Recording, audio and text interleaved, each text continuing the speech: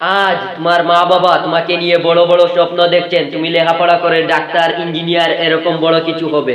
তারা তোমাকে নিয়ে স্বপ্ন দেখছেন তুমি বড় একটি স্থানে যাবে, তাদের নাম উজ্জ্বল করবে। আজ তোমার মা বাবা ভাই তারা তোমাকে পড়তে বলছে, কিন্তু তুমি বরং পড়ার বান করে বই খুলে টেবিলে বসে টেবিলের নিচে মা বাবাকে ফাঁকি দিয়ে মোবাইলে PUBG, free fire, social media, Instagram এগুলোতে তুমি তোমার মূল্যবান সময় নষ্ট করছো। আজ এসব করে তুমি তোমার মা বাবাকে ফাঁকি দিচ্ছ না, বরং নিজেকে ফাঁকি দিচ্ছ। আজ তোমার মা বাবা তোমাকে নিয়ে যে স্বপ্ন দেখছেন সেগুলোকে তুমি নষ্ট করছো। আজ ভেবে দেখো, ফেসবুক, ইনস্টাগ্রাম, পাবজি এগুলো তোমার কাছে ইম্পর্টেন্ট নাকি তোমার পড়ালেখা ইম্পর্টেন্ট? কোনটি ইম্পর্টেন্ট তোমার মাইন্ডকে জিজ্ঞেস করো, উত্তরটা পেয়ে যাবে। তুমি ভাবছো আজ পড়বো না, কাল থেকে পড়ে নিব, আজ বাজারে চলে যাই, বন্ধুদের সাথে আড্ডা দেই, দূর টিভিতে আজ নতুন মুভি দেবে সেটি দেখে নেই, কাল থেকে ঠিক পড়ে নেব।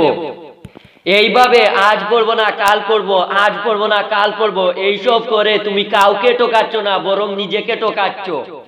আজ তোমার বাবার দেয়া ভালো পোশাক, রঙিন চশমাটা পড়া বলে তুমি বুঝতে পারছো না কোনটা সঠিক আর কোনটা বেঠিক।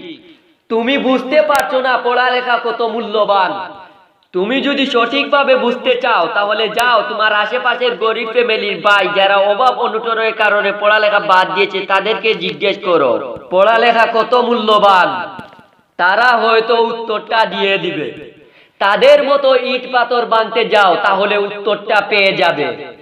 তোমার বয়সী যারা প্রবাসে কাজ করে তাদেরকে জিজ্ঞেস করো, উত্তরটা পেয়ে যাবে।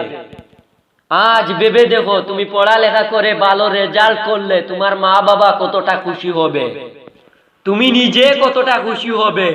ভেবে দেখো, তুমি লেখাপড়া করে বড় একটি স্থানে গেছো, তোমাকে সবাই সাপোর্ট করছে, তখন তোমার কতটা ভালো ফিল হবে। তোমার মা বাবা তোমাকে নিয়ে আশেপাশের লোকেদের কাছে কতটা গর্ব করবে, আশেপাশের লোকেরা তোমাকে নিয়ে কতটা গর্ব করবে। আজ মোবাইলে যতটা সময় দিচ্ছ ঠিক ততটা সময় তোমার পড়ার টেবিলে যদি দাও তাহলে তুমি কত ভালো রেজাল্ট করবে। তুমি ভেবে দেখো, পাবজি গেমকে যতটা মনোযোগের সাথে খেলছো ঠিক ততটা মনোযোগ বইয়ের মধ্যে দাও, তাহলে ভালো ছাত্র হতে কয়দিন লাগবে। সময়কে নষ্ট না করে কাজে লাগাও। তুমি ভেবে দেখো, তুমি পড়ালেখার মধ্যে ভালো হলে তুমি তোমার মনের মধ্যে কত বড় ইন্সপায়ার তৈরি হবে। তুমি তোমার ক্লাসের টপ করা ছাত্রের সাথে কম্পিটিশন করো এবং স্যারের দেওয়া পড়াগুলো শেখার চেষ্টা করো। এতে যদি রাত 2টা বেজে যায় তাহলে পড়ার টেবিল থেকে উঠে যেও না। তোমার ভিতরের মোটিভেশনকে জাগাও, নিজের লক্ষ্য তৈরি করো আর এই বই পড়াকে অভ্যাসে পরিণত করো। এখন ভাবছো অভ্যাসে পরিণত করব কিভাবে? প্রতিদিন অন্ততপক্ষে 5 ঘন্টা পড়ো আর এইভাবে 2 মাস পর্যন্ত চালিয়ে যাও, অভ্যাস হয়ে যাবে।